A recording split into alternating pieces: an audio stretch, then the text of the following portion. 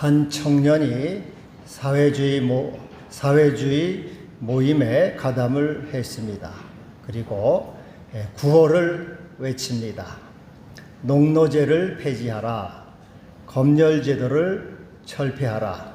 재판제도를 개혁하라. 이렇게 구호를 외치다가 반정부 활동으로 체포가 돼서 사형이 언도됐습니다. 1849년 12월 영하 50도의 추운 날씨에 자신과 그래서 3명이 함께 사형장으로 끌려 나왔습니다. 이때 이 청년의 나이는 28살입니다. 아직 자신의 꿈을 펼쳐보기도 전입니다. 차례대로 3명을 기둥에 묶었습니다. 그리고 처형 5분 전입니다. 옆 사람과 최후의 인사를 했습니다. 이제 지휘관이 거총 소리와 함께 병사들이 총을 겨누었습니다. 이때 조금만 더 생명에 대한 애착과 두려움이 온몸을 엄습했습니다. 숨이 멈춰지고 가슴이 막 뛰기 시작했습니다. 바로 그때 말발굽 소리와 함께 한 병사가 나타나서 소리를 칩니다. 사형 중지, 황제께서 특사를 내리셨다. 처형 1분 전에 기적적으로 목숨을 건졌습니다. 이 사람은 바로 총살 직전에 살아난 사람은 러시아의 위대한 작가 도스토옙스키입니다. 그는 기적적으로 살아나서 죄와 벌, 까라마조프 형제와 같은 주옥 같은 작품을 남겼습니다. 그는 죽었다가 살아난 거죠. 1분 전에 죽었다가 살아나서 제2의 인생을 살아갑니다. 그리고 새로운 인생을 살아가게 됩니다. 오늘 말씀도 죽었다가 살아난 이야기를 하고 있는 겁니다. 나는 율법에 대하여 죽었다. 내 행위에 대하여 죽었다. 그리고 나는 그리스도와 함께 십자가에 못 박혔다. 십자가에 못 박히는 죽는 거죠. 나는 주님과 함께 죽었다. 그래서 이제는 다시 살아났다. 죽음으로써 다시 새로운 생명을 얻었다 하는 것입니다. 죽음에서 생명이 난다 하는 것이에요. 동양 사상에 즉비 논리라는 게 있어요. 즉비 논리. 나는 나가 아닐 때 나이다 하는 것이에요. 나는 나가 아닐 때 나이다. 이게 동양 사상 즉비 논리입니다. 어머니는 자기 자신이 아닐 때 어머니입니다. 어머니가 자신만 생각하면 어머니가 아니에요. 어머니는 자식을 생각할 때 어머니가 되는 거예요. 내가 아닐 때 나가 되는 겁니다. 제 친척 가운데 아주 이 고집이 무지하게 세고 자기 주장을 절대 안 굽히는 사람이 있어요. 예를 들어서 약을 먹는데 약은 식후 30분에 먹는 게 좋다. 이제 얘기를 하면은 아니다. 아무 때나 먹어도 된다. 괜찮다. 아니 그거는 약사도 그러고 의사도 그러고 저 방송에 나오는 박사들도 다 그렇게 말한다. 아니야. 그놈들이 뭘 알아. 다 지들이 편리하기 위해서 그런 거야. 아무 때나 먹어도 상관없어. 바로 먹어도 되고 1시간 있다 먹어도 되고 아무 때나 먹어도 돼. 바득바득 자기 주장을 안 굽힙니다. 그래서 이 사람들이 질려요. 마누라도 질리고 다 질려서 도망가고 자식도 질려서 도망가고 다 도망을 갑니다. 내가 나가 아닐 때 나가 되는데 자기가 자기만 되려고 하니까 자기가 되지 못하고 다 이게 도망가게 되는 거예요. 제가 이제 결혼한 지 내년이면 40주년이 벌써 됩니다. 세월이 이렇게 쏜살같이 지났어요. 근데 이제 제가 여보 비도 오니까 김치찌개나 먹읍시다. 난 오늘 짬뽕 먹고 싶어요. 짬뽕 먹읍시다. 뭔 소리야? 김치찌개 먹고 싶어. 짬뽕, 김치찌개, 짬뽕. 이게 서로 싸우게 되면은 내가 나만 되려고 주장하면은 가정이 유지가 되겠습니까? 그래, 좋아요. 짬뽕 먹읍시다. 내가 나 아닌 것이 될 때 나가 되는 것이고 우리가 되는 것이고 모두가 유지가 되는 것입니다. 여러분, 예수님도 예수님 아닌 것이 되었을 때 그리스도가 되셨습니다. 겟세마네 동산에서 아버지여 할만하시거든 이 잔을 내게서 옮기시옵소서. 예수님도 예수님으로 남고 싶으셨어요. 십자가를 지고 싶지 않으셨습니다. 십자가를 피하고 싶으셨어요. 그러나 예수님이 예수님으로 남아 계셨다면 어떻게 그리스도가 되셨겠습니까? 그러나 예수님은 내 원대로 마옵시고 아버지의 원대로 하옵소서. 자기가 아닌 것이 되었을 때 그리스도가 되었고 우리의 구주가 되신 것입니다. 그래서 바울이 오늘 말합니다. 내가 그리스도와 함께 십자가에 못 박혔다. 이제는 내가 사는 것이 아니요 내 안에 그리스도께서 사시는 것이라. 내가 나 아닌 것, 나는 율법에 죽었다. 나 율법의 행위에서 죽었다. 내가 나 아닌 것이 되어서 이제 내 안에 그리스도께서 사시고 나는 이제 새로운 존재 참 나가 되었다. 율법의 사람이 믿음의 사람이 되었고 사울이 바울이 되었고 에고의 사람이 성령의 사람 참 나가 되었다. 이렇게 말하고 있습니다. 여러분, 우리가 그리스도로 말미암아 참나, 나 아닌 것이 되어 참나가 될 때 이제 어떻게 살아야 되는가? 오늘 바울은 나를 사랑하사 나를 위해 자기 자신을 버리신 하나님의 아들을 믿는 믿음 안에서 산다. 내가 주님으로 말미암아 나 아닌 것 참나가 되었는데 이제 나는 나를 사랑하사 나를 위하여 자기 자신을 버리신 하나님의 아들을 믿는 믿음으로 그분께 감사하며 순종하며 주님을 따라서 살아간다. 다스림을 받는다. 그러한 말이 되는 것입니다. 16세기에 영국의 철학자이며 정치가인 프란시스 베이컨이 있어요. 이 사람이 이런 말을 했습니다. 사람은 자연의 지배됨으로써 자연을 지배한다. 아파하고 같은 말입니다. 내가 나 아닌 것이 될 때 내가 되는 것과 같아요. 내가 죽을 때 참나가 되는 것처럼 사람은 자연의 지배됨으로써 자연을 지배한다. 여러분, 우리가 공중에 올라가서 이 공중에 올라가서 뛰어내리면 어떻게 되겠습니까? 돌아가십니다. 공중에서 뛰어내리면. 그래서 이제 자연을 거스르기 때문에, 중력 법칙을 거스르기 때문에 돌아가신단 말이에요. 근데 비행기를 만들어서 비행기를 타요. 비행기를 타면은 이 중력 법칙을 넘죠. 공기의 원리를 이용해서 양력 법칙으로 날아가게 됩니다. 자연의 지배를 받음으로써 자연을 지배한다고 하는 것이에요. 프란 베이컨은 또 아는 것이 힘이다. 이런 많이 들어보셨죠? 그런 말도 했어요.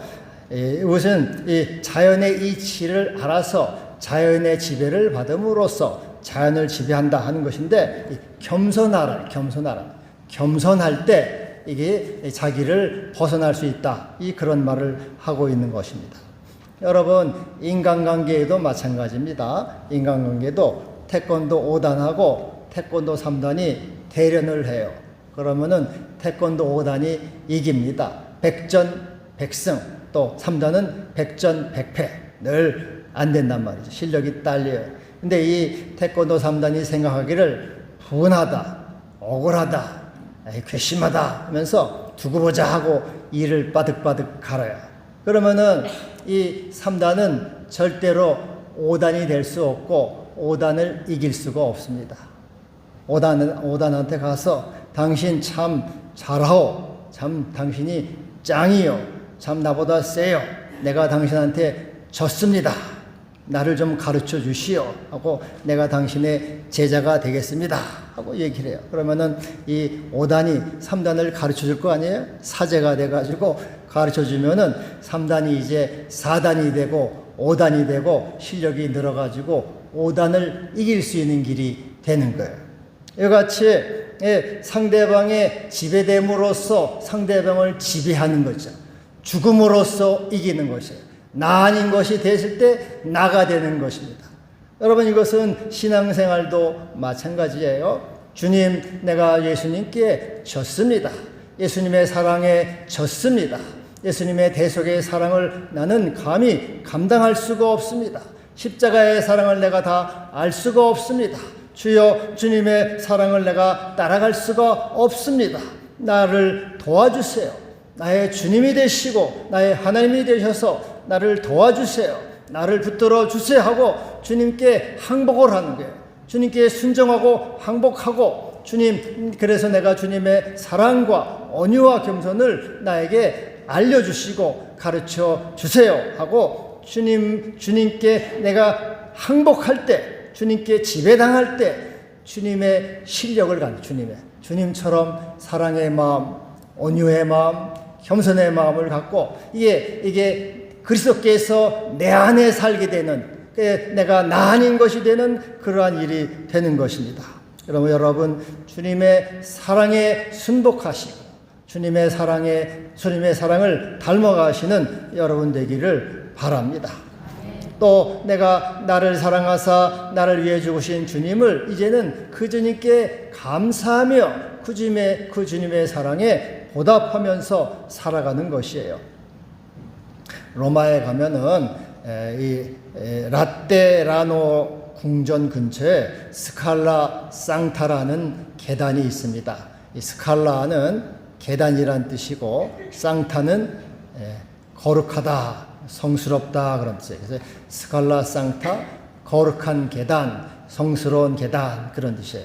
이 계단은 예수님이 빌라도에게 이제 재판을 받으려고 걸어 올라가셨던 계단으로 빌라도의 이 총독 관저에 있던 계단이라고 이렇게 전해집니다. 이제 예루살렘에 있던 그 계단인데, 콘스탄틴 황제, 로마의 콘스탄틴 황제, 그 황제도 이제 기독교인이 됐고, 그 어머니 헬레나가 독실한 기독교인이 됐어요. 그래서 이 헬레나가 자기 아들 황제한테, 아들아, 그 예수님이 십자가 빌라도에게 재판받으러 올라간 그 십자가 계단 총 28개로 돼. 28계단인데 그 계단이 있지 않냐?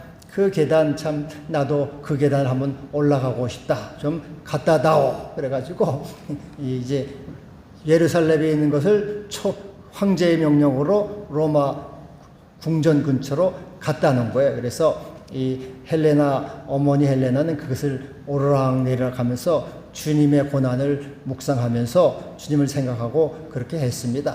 근데 이제 그게 로마에 있게 되니까 많은 그 순례자들, 또 이 예수님을 따르는 사람들이 로마의 성지를 가게 되면은 꼭 그 계단을 이제 가요. 그 계단을 가서 예수님이 재판받으러 올라가셨던 그 계단인데 나도 여기를 올라가 봐야지 하고 그 계단을 올라갑니다. 근데 그냥 올라가는 게 아니고 무릎으로 껴서, 이 주님이 걸어가셨던 계단을 내가 어떻게 감히 걸어서 올라가나, 그래서 무릎으로 기어서 그 계단을 다 올라가요. 그래서 그러면서 이제 공적을 쌓는 거죠. 주님 내가 이렇게 하니까 이것을 공적을 받아주세요 하고 공적을 쌓는 거예요. 근데 이 종교개혁자 마틴 루터도 열심히 일하면 남한테 뒤지지 않는 사람이에요. 열심히 특심인 사람인데, 나도 로마로 가서 스칼라 상타 그 계단을 올라가 봐야지 하고 이제 로마를 방문해서 그 스칼라 상타를 무릎으로 이제 기어 올라가는 거예요. 무릎으로. 그래서 주여, 내가 이렇게 무릎으로 이 계단을 올라가니까 나를 좀 기억해 주세요. 나의 죄를 용서하시고 내게 자비를 베푸시고 나를 구원해 주세요 하는 그 마음으로 이 계단을 한 계단 한 계단 기어 올라가는 겁니다. 그때 갑자기 그 하늘에서 이 루터에게 음성이 들렸어요. 의인은 오직 믿음으로 말미암아 살리라. 의인은 오직 믿음으로 말미암아 살리라는 그런 음성이 들렸어요. 네가 계단을 무릎으로 오르는 그러한 공적을 쌓는다고 구원을 받는 것이 아니다. 네가 성질을 순례하고 참회가 한다고 그러는 공적을 쌓는다고 사는 것이 아니고 금식과 철야와 율법을 한다고 사는 것이 아니다. 예수를 주라 고백하는 믿음, 예수를 주라 받아들이는 그 믿음으로 사는 것이다. 누구든지 주의 이름을 부르는 자는 구원을 받으리라. 이렇게 이제 이 말을 이제 그렇게 그런 것이죠. 바울은 이제 나는 하나님의 아들을 믿는 믿음 안에서 산다. 이제 나는 율법을 지킴으로 의로워지고자 했고, 나는 율법의 행위로 구원을 받고자 했다. 그러나 율법의 행위로 구원받을 육체는 아무도 없다 하는 것이에요. 예수님께서 율법을 다 이루셨고, 그러 예수를 믿음으로 구원에 이른다. 이제 나는 나를 사랑하사 나를 위해서 자신을 버리신 그 하나님의 아들을 믿는 믿음으로, 오직 예수를 믿음으로 의로워지고, 예수를 믿음으로 구원에 이르고, 예수를 믿음으로 제 용서를 받는 이러한 믿음으로 나는 사는 것이다. 이렇게 고백을 하고 있는 것입니다. 그리고 그 사랑 안에서 주님을 사랑하며 감사하며 또 사랑에 보답하며 살아간다고 이렇게 말하고 있는 것입니다. 여러분, 이 슈바이처 박사를 잘 아시잖아요. 슈바이처는 이제 철학 박사에다가 신학 박사, 그리고 이 파이프 오르간 최고의 유럽의 최고의 파이프 오르간 최고 연주자입니다. 특별히 바흐 연주의 권위자예요. 그래서 이 슈바이처는 명성과 부로 얼마든지 잘 살 수가 있었지 않았습니까? 근데 이제 그는 그렇게 결심을 했어요. 나는 30살까지는 나를 위해서 살고 그 후에는 남을 위해서, 이웃을 위해서 살겠다. 그렇게 결심을 했습니다. 그래서 다시 의학 공부를 해서 의사가 됐습니다. 그리고 그는 아프리카 제일 더운 적도, 사람이 살기 어려운 곳으로 이제 갔어요. 그리고 이제 그가 1913년 38살 때예요. 아프리카로 가면서 그런 생각을 했어요. 나는 유럽의 많은 것을 공부한 문명 혜택을 받은 사람이고, 저 아프리카 사람들은 야만인이요, 미개인이요, 무가치한 자요, 저들은 비천한 자다. 내가 그 불쌍한 사람들을 가서 도와줘야지, 저들의 병을 고쳐줘야지, 저들을 깨우쳐줘야지 하고 동정심으로 이제 갔단 말이죠.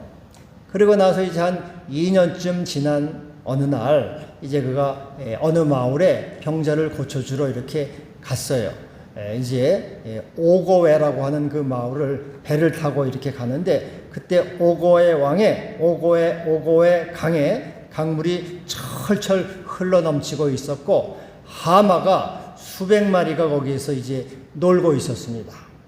그 광경에서 그 하마 떼들이 있는 곳을 배가 이렇게 지나쳐 가면서 아주 한없는 감동을 받았어요. 큰 감동을 받으면서 그는 이제 그런 말을 했습니다. 오늘 내가 여기서 그리스도를 만났다. 오늘 내가 여기서 그리스도를 만났다. 그런 고백을 해요. 그럼 무슨 말이냐면은 이 모든 창조물들, 이것은 하나님의 창조물로, 그것은 소중하고 귀중하고 아름다운 존재라고 하는 것이죠. 그리고 이 모든 인류, 모든 사람은 다 하나님의 창조물로서 소중하고 존중받고 또 인정받아야 될 존재라고 하는 것입니다. 이 아프리카 사람, 미개하고 비천하고 또 무가치한 존재라고 생각하는데 아니다는 것이죠.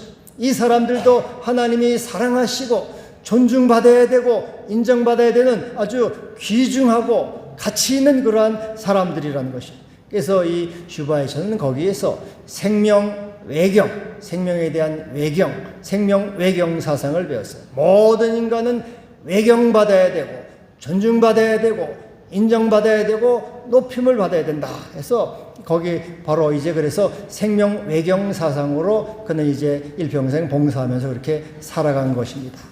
여러분, 예수님이 세상에 오셨을 때 우리를 사랑하시고 자신을 주셨을 때 단지 우리를 동정심에서 오신 것은 아닙니다.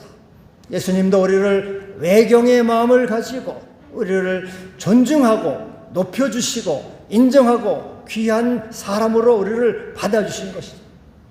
그래서 세리와 죄인들을 주님은 친구가 되셔서 그들을 높여주셨습니다. 문둥병자에게 손을 대시면서 내가 원하노니 깨끗함을 받아라. 문둥병자도 존중하셨죠. 그리고 삭개오를 향해서 이 사람도 아브라함의 자손이다. 그를 존중하고 그를 귀히 여기셨습니다. 그래서 주님은 인자가 온 것은 섬김을 받으려 함이 아니라 섬기려 하고 자기 목숨을 많은 사람의 대성물로 주려 함이니라. 내가 나 자신을 너에게 주는 것만큼 내가 너희를 줄 정도로 나는 너희를 높이고 너희를 존중하고 너희를 귀하게 본다. 너희를 외경의 마음으로 대한다. 이렇게 말씀하고 계시는 겁니다. 그래서 여러분 우리도 고백하시기를 바랍니다. 주여, 나는 주님께 졌습니다. 주님의 사랑에 졌습니다. 십자가의 사랑에 졌습니다. 내가 주님께 순종합니다. 순복합니다. 나를 가르쳐 주시고 나를 인도하시고 나의 주님이 되시고 나의 하나님이 되셔서 주님의 사랑을 나에게 주시고 은혜를 나에게 주시옵소서. 이제 나는 율법의 행위가 아닌 믿음으로 사는 자가 되게 하여 주시옵소서. 나를 사랑하사 나를 위해 죽으신 주님, 그 주님을 믿는 믿음으로 살고 주님을 경외하고 사람을 경외하는 믿음으로 살게 하여 주시옵소서. 이제 내가 사는 것이 아니요 내 안에 그리스도께서 사시는 것이라. 이러한 믿음으로 참나로 그의 사람으로 살아가시기를 축복합니다. 기도하겠습니다. 주여, 감사합니다. 우리가 그리스도 안에서 새로운 존재가 되게 하시고 나를 사랑하사 나를 위해 십자가에 죽으신 주님을 믿으며 그 은혜로 살게 하심을 감사합니다. 이제 믿음으로 사랑으로 또 서로 경외함으로 살아가는 우리가 되게 하여 주옵소서. 예수님의 이름으로 기도하옵나이다. 아멘.